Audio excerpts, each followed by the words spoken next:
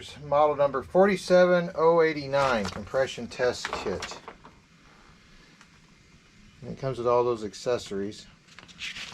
Comes in a nice little carrying case and instructions on how to do this. So if you don't understand what you're doing, it'll lead you to how to perform the test. And you can use this on small engines and large engines. You just can't use it on diesel. And it comes with a service kit inside to service the valves that are inside these test fittings. It's the coils. And these tubes transfer the secondary ignition or the high voltage ignition through down to the spark plugs located in the cylinder head, which is this piece right here. Each one of these holes has a spark plug in it. Now, I've since removed the spark plugs. I just laid them up here. And they're in their order of which they came out. And what I'll typically do is when I pull out a spark plug, I'll look at it. Now, these spark plugs were put in late last year. And the top part is the ceramic section. It's an insulator. And that little top piece there, that's where the high voltage goes into. And the part that you can drive out with a socket, that threads into the cylinder head. And these threads here thread into the cylinder head. And then in the middle of this is the center electrode. And the thing that comes off to the side and over the top of the center electrode is called the side electrode. And when high voltage passes through this, it jumps to ground through that side electrode and it creates a spark. And that spark is what ignites the air-fuel ratio that you are running. So what we're going to do today is do a compression test, and that's going to tell me the health of the mechanical part of the engine. We've noticed a significant drop in performance out of this engine within the last 2 races. What we're trying to ascertain is if the engine is getting tired. And it does get subjected to high RPMs, and it also does eat dirt. I mean, this is a cone air filter that provides some protection from dirt ingestion, but not all. And the sacrifice is higher flow. So some of this is to be expected. This part right here is called the throttle body. This is where the air enters into the engine through a device called an intake manifold. And this intake manifold bolts onto the cylinder head. And this is just a breather for the crankcase. And then this device here is called a fuel rail. That's what the injectors connect to. And then there's fuel lines.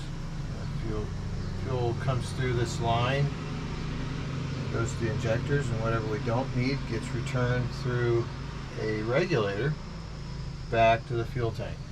So anyways, to get back to what we're doing here, we're going to do a compression test. So I'm going to start on number 1 here, and I'm going to thread a tool into there that allows me to judge the pressure of this combustion chamber as it's being produced. I'm getting the tool out now. And the tool looks like it has the same end of it as a spark plug. The other end has a quick connect for that device right there.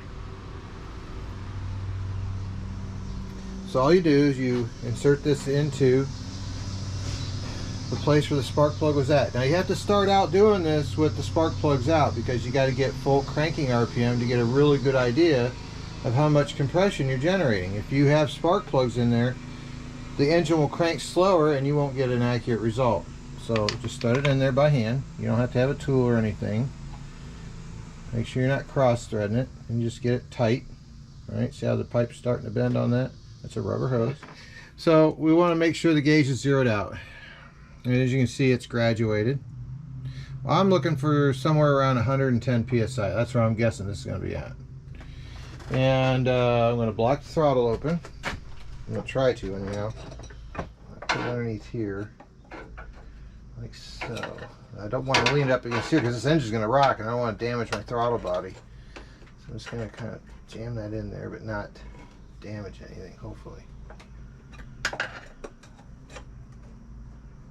At least that it's open, you know, so we don't have any interference in our results. I'm going to go around. What I'm going to do is I'm going to disable the fuel system so this thing don't start. I don't want it putting out fuel through the injectors. So I'm going to kill the fuel system, which is a master disconnect on this car. Come over here. I'm going to crank it over so I get about 5-6 revolutions out of it. Well, full complete compression cycles. So here we go.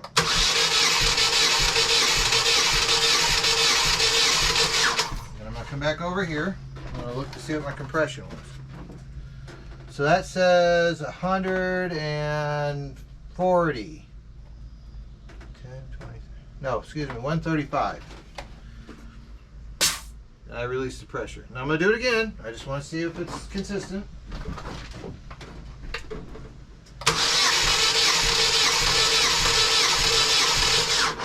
I'm going to come back. We're going to look at it again.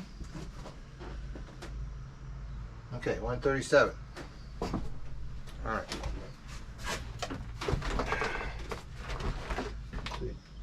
Bleed off the pressure on this tool. It's right here.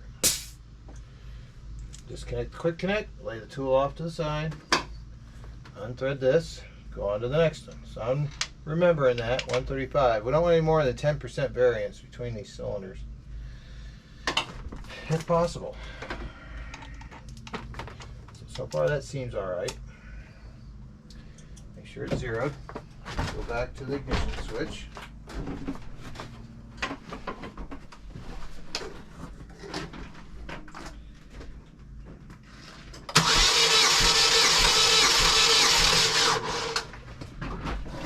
Our compression was.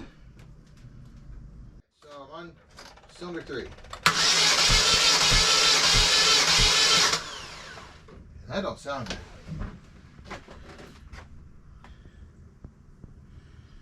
Does not sound good. That only built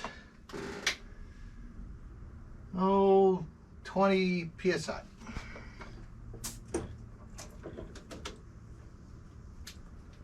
Not sounding good for this engine. All right, moving on to cylinder 4.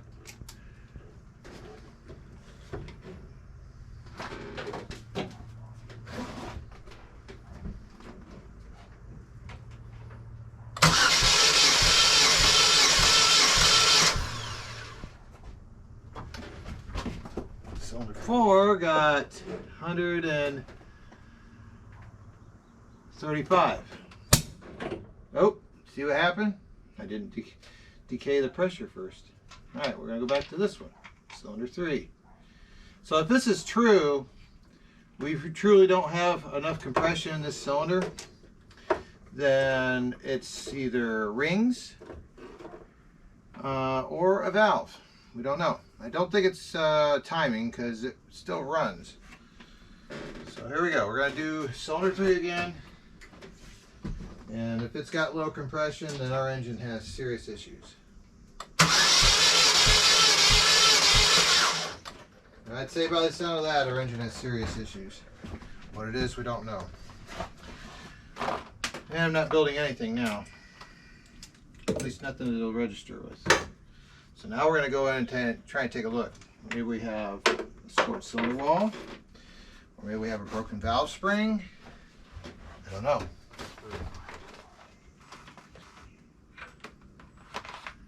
See what we see.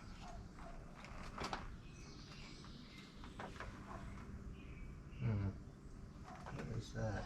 One. I know it's not the cylinder we're having an issue with. This is cylinder 1. I'm not sure why this thing's doing this.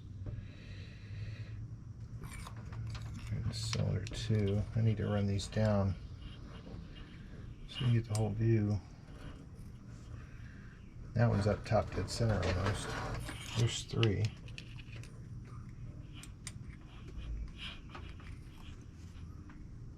You really can't see a whole lot. And there's this 4.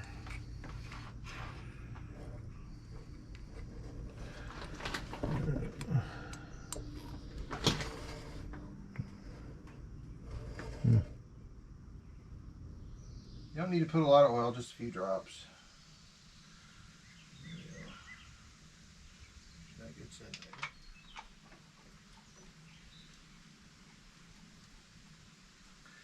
Now if this has, like I said, if the compression comes up, we know we got an engine that's got wore out rings or a broke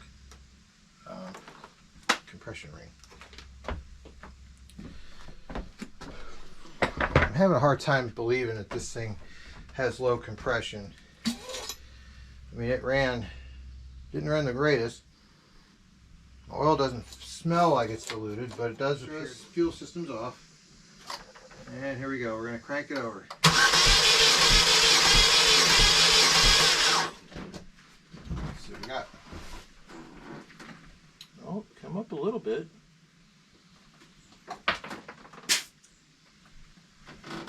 Ooh.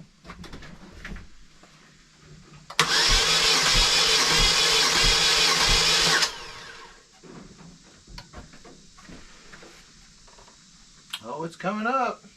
Here we go.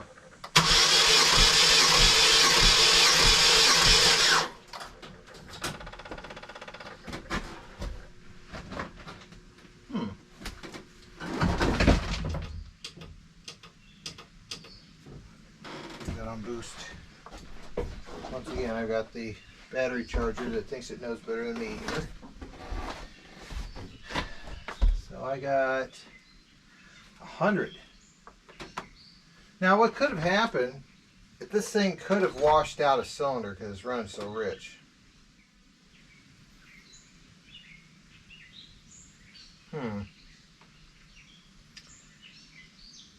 Which means I may have an injector that's drippy.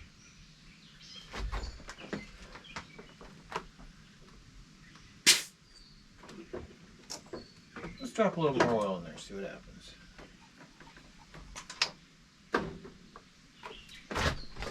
Or use the other inspection camera. Let's see what it looks like in there.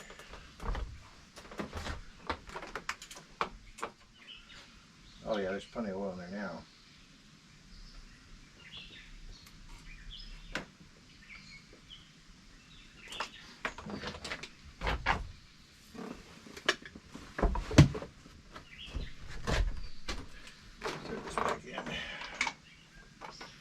This time I'm going to set the gauge up so I can watch it build. I want to know if it builds rapidly or if it takes a long time. It sounds like stuff's dropping. That's the mud from the last race continuing to fall off of this thing.